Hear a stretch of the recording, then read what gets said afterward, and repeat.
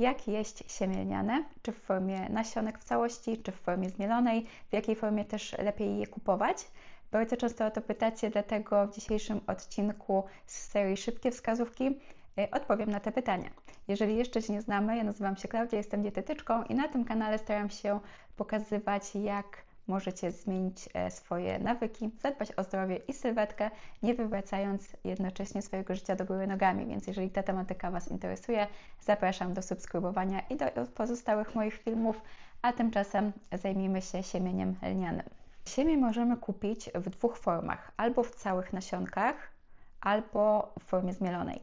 I tutaj zawsze polecam wybierać to w całych nasionkach, a to dlatego, że po zmieleniu te kwasy tłuszczowe, które występują w siemieniu, bardzo szybko ulegają utlenianiu, psują się i tracą swoje właściwości. W sklepie nigdy nie wiemy, w jakich warunkach i jak długo było to siemię przechowywane, dlatego lepiej wybierać to w pełnych nasionkach. I kiedy już mamy to siemię lniane, pojawia się kolejne pytanie, w jaki sposób najlepiej je jeść. Czy dodawać do tej owsianki, czy do koktajlu te nasionka w całości, czy je najpierw zmielić, czy jeśli chcemy kisiel przygotować, to czy również można go zrobić z całych nasionek, czy po zmieleniu. I tutaj to będzie zależało od tego, na jakich właściwościach nam przede wszystkim zależy, bo jeśli chcemy wydobyć tą kiślowatą konsystencję, ten błonnik, te lignany, które nam tutaj fajnie działają na przewód pokarmowy, czy w refluksie, w bólach brzucha, czy w problemach z wypróżnianiem, to wystarczy, że namoczymy, czy zagotujemy w wodzie nasionka takie w całości. W momencie, gdy mamy też to siemię lniane w nasionach w całości, to ta łupinka stanowi dla zawartości na tyle ochronę, że pod wpływem temperatury takiej czy przygotowaniu nie dojdzie do utleniania tych kwasów tłuszczowych, do zmian wewnątrz łupinki, dlatego w takiej formie możemy je podgrzewać. Możemy też je w takiej formie dodawać na przykład do jakiegoś chleba, który dopiero będziemy piekli.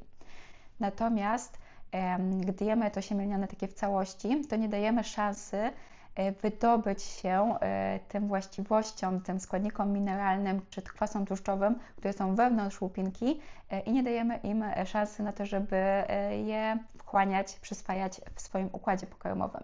Jeżeli chcemy maksymalnie wykorzystać te właściwości, które mamy w siemieniu lnianym, to trzeba je wcześniej zmielić. I takie mielenie też nie musimy tego robić codziennie.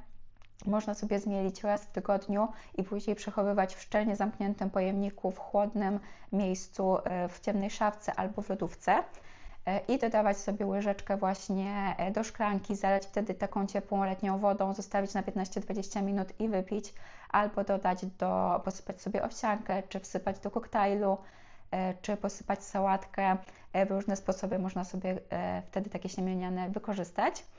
Natomiast jeśli chodzi jeszcze też o takie przygotowanie kiślu z siemienia lnianego z całych nasionek, to też można go przygotować w większej ilości, na przykład co 2-3 dni, taki bardziej gęsty kisiel i później przekładać sobie trochę do szklanki, dolewać ciepłą letnią wodę, rozmieszać to i w takiej formie wypić. Także też nie ma konieczności zawsze przygotowywania tego od zera. Natomiast ze względu na trwałość, na to, żeby nie utracać tych wartości odżywczych i też nie doprowadzić do psucia się, to warto to robić w miarę regularnie i nie zostawiać na kilka tygodni takiego na przykład zmielonego siemienia lnianego, tak samo takiego kiślu w lodówce, to też tutaj nie polecam. Na dzisiaj to wszystko. Mam nadzieję, że teraz już nie masz wątpliwości, a jeżeli jeszcze jakieś masz dotyczące siemienia lnianego, to daj koniecznie znać w komentarzu. Jeżeli masz inne pytania, oczywiście też zapraszam i do zobaczenia w kolejnych filmach. Pa!